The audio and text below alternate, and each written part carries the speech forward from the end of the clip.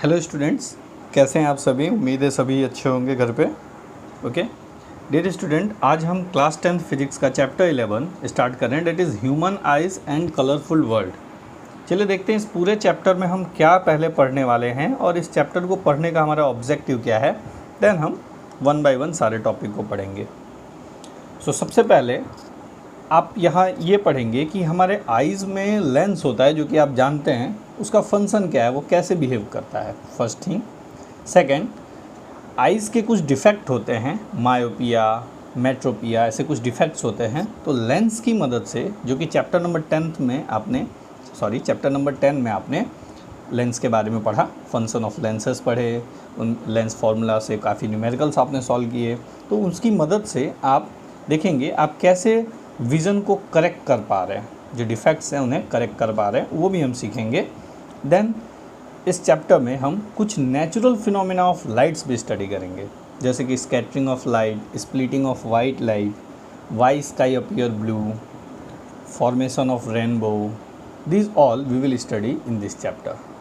So let's start our first topic, that is human eyes. Dear student, in front of you there is a sketch of human eyes given. आपके सामने बहुत प्यारा सा एक sketch मैंने कोशिश की है, पहली बार इतना मेहनत किया है मैंने। देखिए स्केच रेडी किया है, और ऐसा ही स्केच आपने क्लास 8th में भी देखा होगा एनसीईआरटी में, सिमिलर स्केच, ठीक है, जिसमें ये सारे पार्ट्स हैं इसके, जैसे सिलरी मसल्स हैं, लेंसेस हैं, आइरिस है, प्यूपिल है, कॉर्निया है, optic nerve, vitreous humour, aqueous humour, ये सारी चीज़ें इसके पार्ट हैं जो कि आप ऑलरेडी जानते हैं, ठीक है। और हमें बायोलॉजी की तरफ से इसे नहीं देखना है, इसे फिजिक्स के टर्म्स में सीखना है, इसलिए ज़्यादा हम इसमें डिटेल में नहीं जाएंगे, ठीक है। हमें एग्ज़ाम में क्या पूछा जाता है, एग्ज़ाम में सबसे पहला क्वेश्चन पूछा जाता है कि स्केच कीजिए पहले। तो आप ये स्केच करेंगे, 2 मार्क्स में स्केच आता है पहला। सेकंड, जर्नी ऑफ विज़न, ये भी एग्ज़ाम में आपसे पूछा जा सकता है। जर्नी ऑफ विज़न का मतलब कि सबसे पहले हुआ क्या, लाइट एंटर हुई, एंटर होने के बाद रिफ्रैक्ट हुई, उसके बाद उसने किस किस पार्ट्स ऑफ, या फिर कह सकते हैं ऑर्गन ऑफ आइज़ के साथ रिएक्ट किया, फिर उसके बाद कहाँ ट्रैवल किया, मतलब through out the journey of light हमें स्टडी करनी है कि आइज़ के अंदर लाइट की पूरी जर्नी क्या है। स्टार्टअप यहाँ से होता है, तो फिर रेटिना पे कैसे इमेज बनता है, रेटिना ही स्क्रीन होती है जहाँ इमेज बनता है, इमेज बनने के बाद क्या होता है, इमेज क्योंकि हमें इन्वर्टेड मिलता है, फिर क्या होता है, हमें क्यों ऑब्जेक्ट सीधे दिखाई देते हैं यदि इमेज इन्वर्टेड बनते हैं। तो this all things you can write in examination if they ask that journey of vision. Okay, so let's start journey of vision. Okay dear student, journey of vision, first what happened that light enters the eye through the cornea. This is the part, upper part is the cornea, and light first enter in this section. Okay, now this is the clear dome shaped surface that cover the front of the eye. Means light कहाँ enter कर रही है, cornea में, और cornea कैसा shape का है, dome shape cornea है, जैसा कि आप देख सकते हैं।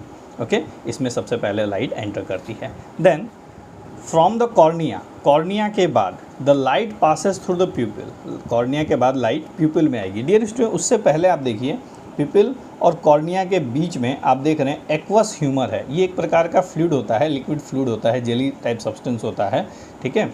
और आइज़ के हर एक पार्ट में आप देख रहे हैं डिफरेंट पार्ट्स दिख रहे हैं आपको, तो रिफ्रैक्टिव इंडेक्स भी हर एक पार्ट में चेंज होता है। जैसे कॉर्निया का रिफ्रैक्टिव इंडेक्स अलग होगा, एक्वस ह्यूमर चूँकि लिक्विड है तो उसका भी अलग होगा, प्यूपिल का अलग होगा, लेंस का अलग होगा, यहाँ विट्रस ह्यूमर देख रहे हैं इसका भी रिफ्रैक्टिव इंडेक्स अलग होगा। और हमने पढ़ा है चैप्टर नंबर 10 में कि इफ़ रिफ्रैक्टिव इंडेक्स चेंजेस, इसका मतलब रिफ्रैक्शन के एंगल भी चेंजेस होंगे, ठीक है। रिफ्रैक्शन होगा, मल्टीपल रिफ्रैक्शन होगा, और उसके एंगल भी चेंज होंगे। तो सबसे पहला क्या देखा हमने, लाइट कॉर्निया के बाद एंटर किया एक्वास ह्यूमर में, उसके बाद प्यूपिल पे आया।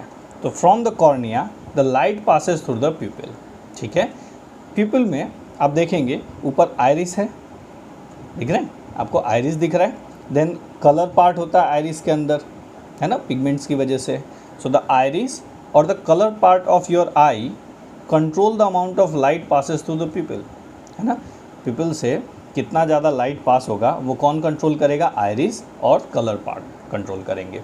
ओके, कि कितना लाइट, अमाउंट ऑफ लाइट अंदर जाने देना है ना। कैसे धूप होता है तो आप ऐसे थोड़ा ऐसे आँखों को ऐसे स्क्वीज़ कर लेते हैं, उस टाइप से, है ना। Next is from there, means after pupil, from there it hit the lenses. देखिए पिपल के बाद ये लेंस है, क्रिस्टलाइन लेंस है, जो लाइट है वो लेंस को हिट करेगी, ठीक है। हिट करना मतलब जस्ट वो उसके ऊपर फॉल होगी। And this is clear structure inside the eye that focus light ray onto the retina. और ये ऐसा क्रिस्टल स्ट्रक्चर है और एकदम क्लियर क्रिस्टल स्ट्रक्चर है आई के अंदर, जिसके बाद इस पर यदि हिट करेगा तो अगेन रिफ्रैक्शन होगा, सिंपल ही है क्योंकि लेंस में भी रिफ्रैक्शन होता है, और रिफ्रैक्शन के बाद वो रेटिना पे इमेज बनाएगा।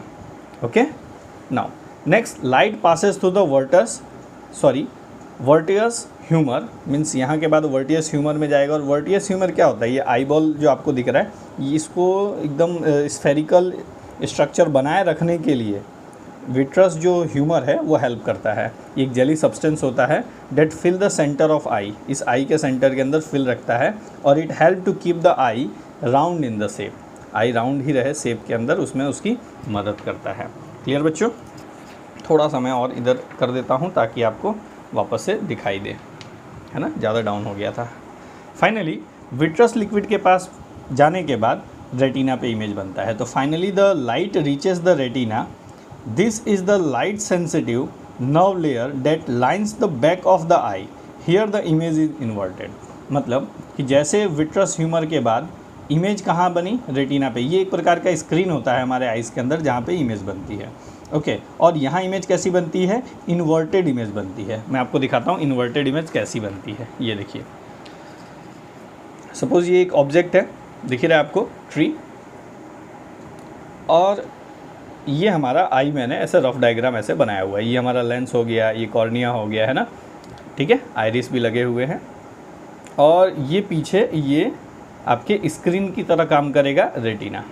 तो हो क्या रहा है, यहाँ से रे नंबर 1 मल्टीपल रिफ्रैक्शन के बाद यहाँ आई, रे नंबर 2 भी मल्टीपल रिफ्रैक्शन के बाद यहाँ मीट करी, तो रे नंबर 1, रे नंबर 2 यहाँ, देन सिमिलरली रे नंबर 3 एंड रे नंबर 4 यहाँ पे मीट करी। आप देख रहे हैं रे नंबर 1 एंड 2 जो ऑब्जेक्ट साइड में टॉप पे थी वो इमेज साइड में बॉटम पे आ गई, और जो रे नंबर 3 एंड 4 है जो ऑब्जेक्ट साइड में बॉटम में थी वो इमेज साइड में टॉप पे आ गई। इसका मतलब इमेज कैसा बना, इन्वर्टेड बना, इन्वर्टेड बना।